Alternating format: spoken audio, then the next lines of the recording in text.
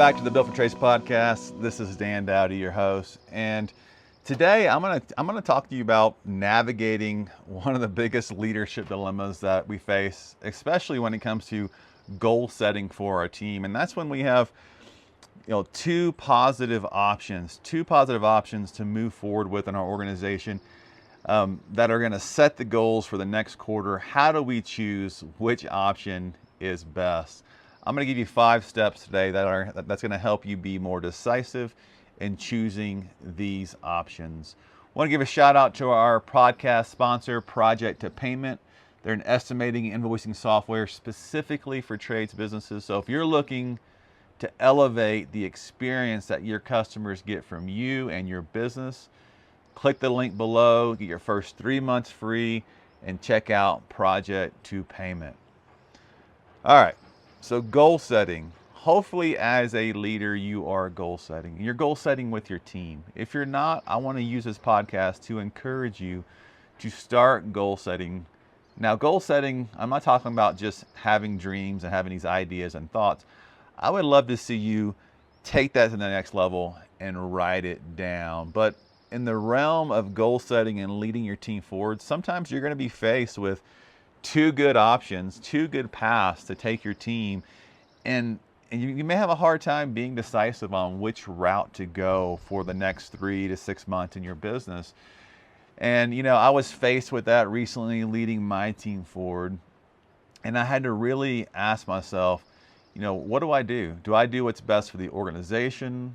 Do I do what's best for Dan? Do I just try to make people happy and do what's best for my team members? Hopefully, these 5 steps will help encourage you and help you to make the right decision when it comes to goal setting for your organization. Number 1 would be to seek input from others, not just input from the team that you're leading, but maybe from your mentor or your coach or somebody else that you respect. Seek their input. Allow that valuable insight to give you like a diverse viewpoint of, how making this decision could impact your organization further down the line. Number 2, think about delegation. If I go with option 1, what will I be able to delegate and elevate in my leadership? If I go with option 2, what can I delegate and elevate my leadership? You see, if I'm good at option 1 and I'm the only one that can do option 1, I may lean more towards option 2 because there's going to be the ability to delegate more to the people that I lead, to my team members, empower them to help me accomplish that goal. Number 3, think about which option is more customer-centric. Maybe prioritize the one that's going to have the biggest positive impact on your customers. Being customer-centric may help you decide between the 2. The next one is your organization's purpose. Out of the 2 options that you have when it comes to deciding which route you want to go in your goal setting, one option may be a distraction. It may not help you get closer to the vision that you have for your organization. Think about where do you want to go in the next 1 to 3 years and ask which option would help you achieve that quicker. And then number 5, I just want to emphasize progress over perfection. When you choose the one that you can delegate to your team members, remember, just because you can do it better doesn't mean that you should do it. We should empower, encourage, and get our team members to help us achieve the goals that we set for our organization. So remember, number 1, seeking input. 2, think about which option you can delegate.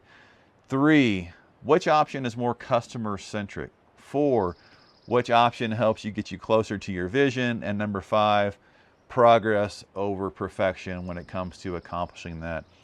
There's going to be times in your leadership career where you have this dilemma. You have 2 good options. Today I talked about it more in goal setting with your team. I hope this encourages you to set goals with your team, write them down. But remember, if you have 2 good options, filter it through these 5 areas that I shared today.